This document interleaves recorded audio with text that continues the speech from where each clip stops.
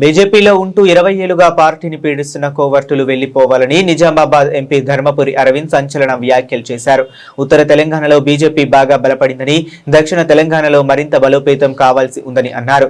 BJP భూస్థాపితం అవుతుందన్న కల్వకుంట్ల కవిత వ్యాఖ్యలను పట్టించుకోవాల్సిన అవసరం లేదని అరవింద్ కొట్టిపారేశారు. ఎవరు భూస్థాపితం అయ్యారో మీకు తెలియదా అని కవితను ప్రశ్నించారు. నిజామాబాద్ లో కాంగ్రెస్ కు బీఆర్ఎస్ మద్దతు ఇచ్చిందని, కేసులు ఉన్నందువల్లే అండగా నిలిచిందని ఆదేశించారు.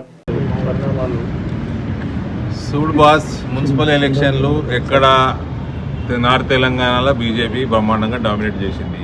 సౌత్లో ఇంప్రూవ్ చేయాలి. ఉన్నట్టు అన్ని ఇవాళ రేపు ఎలక్షన్ కమిషన్ రికార్డులు చెప్తే గూగుల్ చెప్తుంది. ఇవాళ నార్త్ తెలంగాణ ప్రత్యేకంగా రాష్ట్రం మొత్తం బీఆర్ఎస్ కాంగ్రెస్కి సపోర్ట్ చేసింది. ఎందుకు చేసింది? బీజేపీ ఎదగొద్దు అని చేసింది. అంటే ఎవరితో భయపడుతున్నారు? వీళ్ళు చేసిండ్రు, వాళ్ళు చేయించుకున్నారు. అంటే ఇది 100% ఈయన కేసులనే ఆయన కాపాడుతున్నాడు. వీళ్ళ కేసులు వాళ్ళు కాపాడుతున్నారు కాంగ్రెస్ వాడు కాబట్టి వీళ్ళు చేయించుకున్నారు. అది చేసిండు.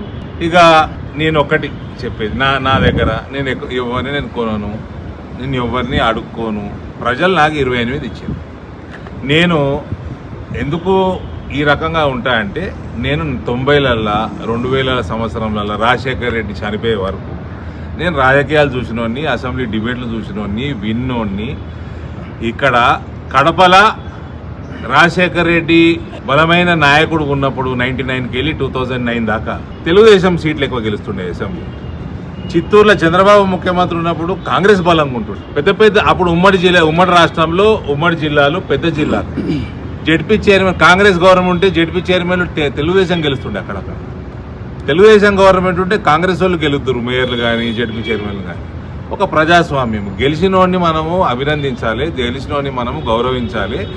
మనము ఎలక్షన్లు అయిపోయినాక ఏ పార్టీ వాడైనా ఎక్కడ ఉన్నా కూడా, ఏ పొజిషన్లో ఉన్నా కూడా అడ్మినిస్ట్రేటివ్ అందరికీ సమానంగా నడపాలి. ఈ వ్యవస్థ ఈ రకంగా చూసినోని నేను.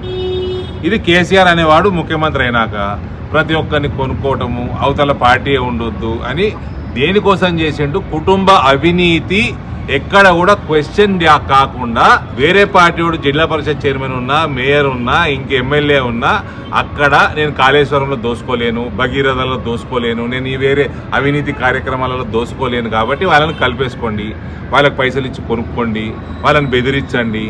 ఈ రకంగా కేసీఆర్ మొత్తం వ్యవస్థని నాశనం చేసిండు, ప్రజాస్వామ్య వ్యవస్థ.